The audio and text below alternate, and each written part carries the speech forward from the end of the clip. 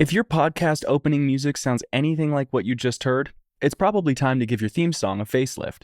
In this video, we're going to discuss your podcast's theme, how it impacts your brand, and different things to consider when it comes to either hiring a composer or purchasing readily available royalty-free music. Let's get into it.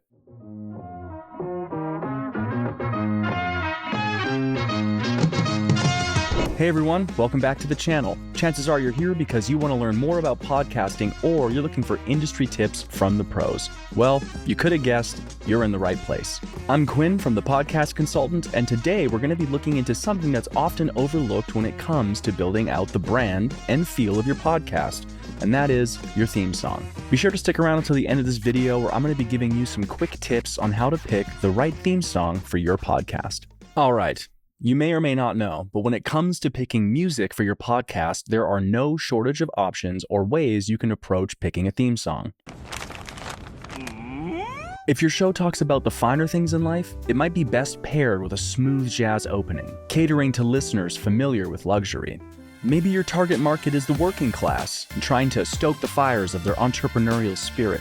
A hip-hop beat could capture that nicely. Or perhaps your show exists more so as a way for potential clients and existing investors to connect with your strategy and how to improve their portfolio's performance. A friendly corporate rock jingle might be the play. Okay, so you have a rough idea of what sound or genre you might want your show to open with. But the real question is, where do you get it? The first option I want to talk about is a custom theme song. Imagine tuning into a podcast and the opening music perfectly encapsulates the vibe and feel of the show you're about to listen to. That is the power of a custom theme song. The advantage of custom music is that it can be specifically tailored to your podcast's identity and your brand, and that helps with uniqueness and memorability. It also adds a level of professionalism, which might even help retain or attract new listeners. Catchy songs do this all the time on radio and TV.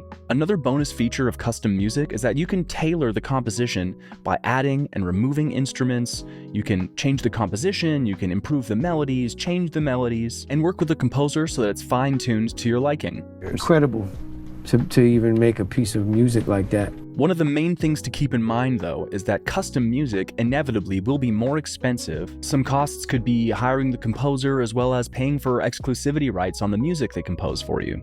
It can also take some time to have a piece composed, revised, reviewed, mixed, and so on. It's not an overnight process, but it does offer the most flexibility, musically speaking. Another option you could take is just licensing some royalty-free music from a library online. These are finished, pre-made pieces of music that you can license online, sometimes for free or for a very small fee. The biggest advantage here is obviously going to be price point. It is much cheaper to just license a song online that's already written than to hire a composer and have them build you one from the ground up. There are tons of sound libraries available online, making it a fast and frictionless process to browse through tons of different pieces of music. And the amount of variety ensures that you'll be able to pick a song that feels right for you. Companies like Pond5 are ones that we sometimes use for clients that have a wide variety of genres and styles for you to pick from. Inevitably, one of the biggest downsides here is customizing the music. You might be able to license the song and have it give you the individual tracks, but beyond that, you're pretty well stuck with what you pay for.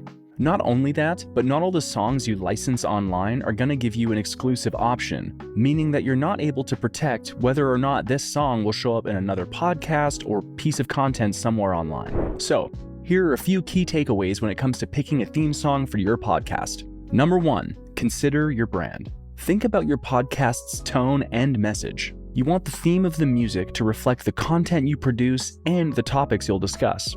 Number 2, hiring a composer. Custom theme songs offer unique branding opportunity and are far more flexible to finesse so you can get them just the way you like them.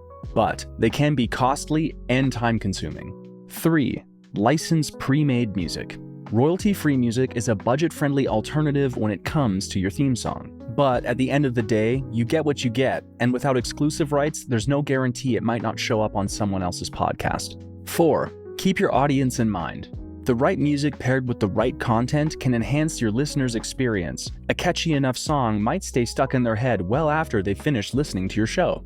If you need more personalized advice or would like to hire one of our engineers or musicians to write a custom theme song for you, you can book a free discovery call with us here at The Podcast Consultant in the link below. We'd love nothing more than to help you share your message with the world and take the hard parts out of podcasting.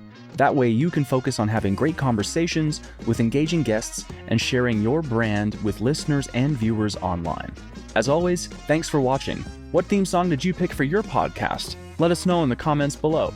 Don't forget to like and subscribe for more industry tips from podcast professionals like us here at The Podcast Consultant. See you next time, and happy recording.